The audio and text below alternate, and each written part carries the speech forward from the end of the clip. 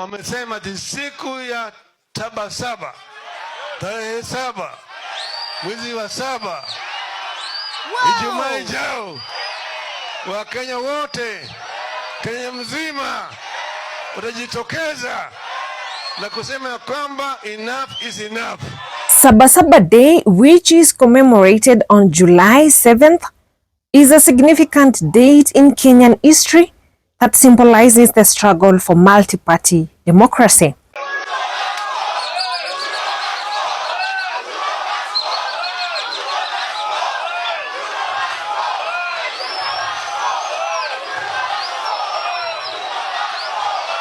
Hello, munaunga mkono. Over the decades, the SABA protest has evolved into a powerful tradition of advocating for human rights, good governance, and economic justice. The SABA protests date back on July 7th, 1990, during the late President Daniel Arap Moi's administration, when the country was under a single-party state. 8 years earlier, the government under President Moi had amended the constitution to turn Kenya's de facto one-party system into a de jure one-party state, officially placing all political power in the hand of the Kenya African National Union, KANU. At the time, political dissent and press freedom were tightly suppressed, while widespread discontent grew over economic mismanagement and the systematic exclusion of various community from governance. Munaunga mkono. Munaunga mkono, nione kwa mkono. On July 6, 1990, opposition leaders called for a public rally at Kamukunji grounds in Nairobi on July 7th, demanding the return of multi-party democracy. The SABA protests were led by opposition leaders Kenneth Matiba, Charles Rubia, and Jaramogi Oginga Odinga. Raila Odinga, Gitobu Imanyora, and Gibson Kamau Kuria were also part of the figures behind the SABA protests. Siaya Governor James Erogo, Koigi Wawamwere, and the late Wangari Maathai also played instrumental roles into the protest. Despite the protest being banned by the Moi government, the opposition defied the ban, and thousands of Kenyans took to the streets to demand the return of multi-party democracy. Opposition leaders were arrested and detained, while police violently dispersed protesters in a brutal crackdown.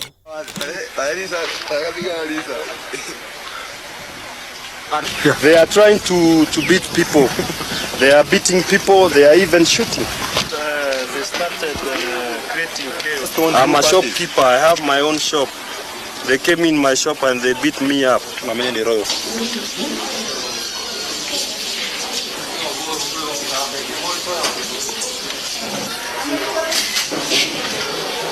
Hebu samisha na zungusha kidogo nione mahali imepiga.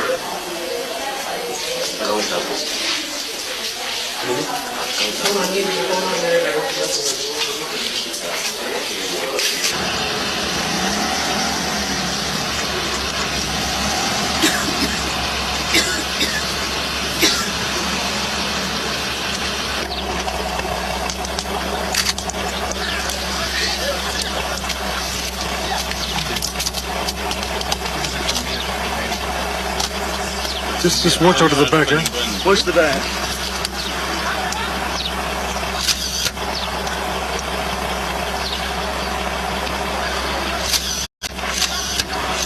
Let's go. On December 2nd, 1991, President Moi, during the Delegates Conference of KANU, announced the repeal of Section 2A of the Constitution, returning Kenya to a multi-party state after more than 20 years. As a result, some 19 new political parties were registered. In 1992, Kenya held its first multi-party election, where about 8 political parties participated, and during this time, the election Moi was re-elected as president under KANU, beating Matiba of Fold Asili. na mama moja anajitokeza na kwa desturi mama kwa Kiafrika lazima kuheshimu wanaume. Na mimi nauliza akina mama, muko wapi kutudiscipline mmoja wenu ambaye amevuka mpaka? SABA Day has evolved and taken a new meaning over the years.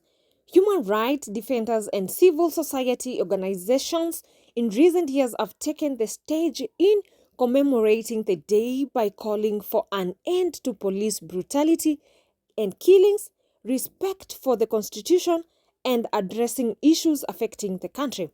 The 2023 SABA Day was led by ODM leader Raila Odinga at the Kamukunji grounds, who pushed for economic reforms to address the high cost of living and the quashing of the Finance Act 2023. In 2024, Kenyans gathered at Uhuru Park to remember the youth who lost their lives during the deadly anti-finance finance bill protest. Activists led by Boniface Mwangi organized a memorial concert with top Kenyan artists performing while paying tribute to victims of the protest. In 2025, Kenya are once again preparing to take to the streets on Monday, July 7th, calling for better governance and end to police brutality and justice for victims of police killing. Guys, are you ready for SABA on Monday? You can share your thoughts on the comment section down below and let us know. Nonsense. Such nonsense I cannot discuss. And blaming, unajua wale ambao tulilose na uchaguzi 2022 bado wako bitter. Na mimi pia nilipigia Raila, but I'm not bitter because I approached that election of 2022 prepared for a loss. But wale tulikuwa nao bado wako very bitter. Na hiyo bitterness wanalaumu tu watu wa mlima. Yetu watu wa mlima walipatia Raila 800,000. Unasikia? Na from Low Nyanza 700,000 people did not turn out to vote for Raila. So instead of blaming the 700,000 when hawaku turn out to vote for Raila, we are blaming only Mulima people. My friend, let us heal from elections. Ile kitu mimi nasema, wewe utakuja ongea hapa yako, this is mine. And you will not, mimi huwezi kunipimia ile kitu nitasema. Uwezi. Hata mimi najua hapa kuna ma-informers wengi. Most of these people are informers. Na najua pia kuna ma-CID hapa wengi. By the way, ma-CID wako na namba yangu. They know where to get me, they know my house. So weka mtu kadogo hapo, huwezi kunitisha. Huwezi kunitisha hata kidogo. Point yangu ni kwamba tutumie hii platform kudiscuss vitu za maana. Sio hizi vitu za Wajaluo, Wakikuyu, sijui akina nani. Ile kitu mimi nasema, mnaona sasa mambo ya SHA. Mlikuwa mnatuambia hapa SHA ndio mzuri. Sasa hiyo SHA imegeuka, imekuwa avenue ya corruption. Kuna majina ghost za hospitali as exist, wakubwa kwa hii serikali wanakula SHA. Ile mlituambia ni mzuri. Nimeona mtu ambaye ako na bili leo ya 800,000 SHA imemlipia 17,000. Vile tu wana allocate pesa kwa shule ambazo as exist. Ile school allocation capitation wana allocate kwa school ambazo exist. As we speak, kuna watu kwa hii serikali wana allocate pesa kwa school ambazo exist. Hii drama ya kudanganya watu inafaa ishi. Even if you did a degree in lying and doing everything, tafadhali usha graduate.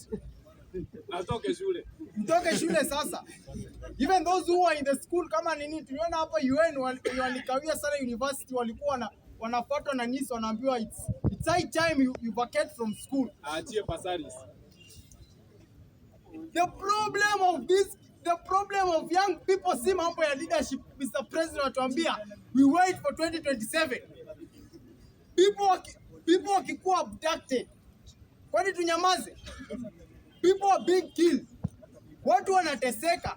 If we raise those issues, mnatuambia wait till 2027 ndio mfanye nini, muelect leader wenyu. Hapa hivi tumesikia hii issue ya SHA, mtu anasema kansa. So to wait hiyo kazi grow 3 cm 2027 ndio to elect mtu mwenye atasaidia huyo mama kutoa hiyo kansa. Stop joking with us you people. Na hii parliament imekuwa house of sijui nini ama jamaa, inafaa to occupy for the second time. Imagine jana bili yao hii ya NGCDF haikumaliza hata 3 seconds. Wote walikuwa wamefikisha quorum. Wote walikuwa present. The likes of Akina Babuino najifanya hapa sijui they want to save us. But they voted yes. Na wanajua we are overtaxed kwa hii country. What are they doing? Hao watu wanatupima because they are thinking what in our serve their own interests. Hiyo lazima wapitishe. Kama ni issues za finance bill, they must wait until mpaka walipwe na the executive ndio wakuje wapitishe hizo bills. But zao saizi mpaka wameongezea hii Senate saizi wako na pesa yao. Senate saizi wanaweza kuanza kupata pesa because I know wali include issue yao na the bill imeenda kwa Senate. Saizi inaenda kupitishwa.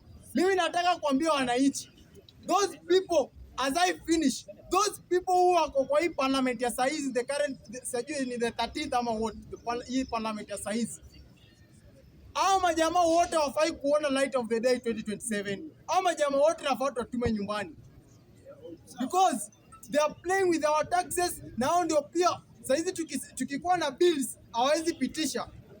Tukikuwa na bills zenye zinatuhusu sisi hawapitishi, zao wanapitisha. Stop joking with us you people.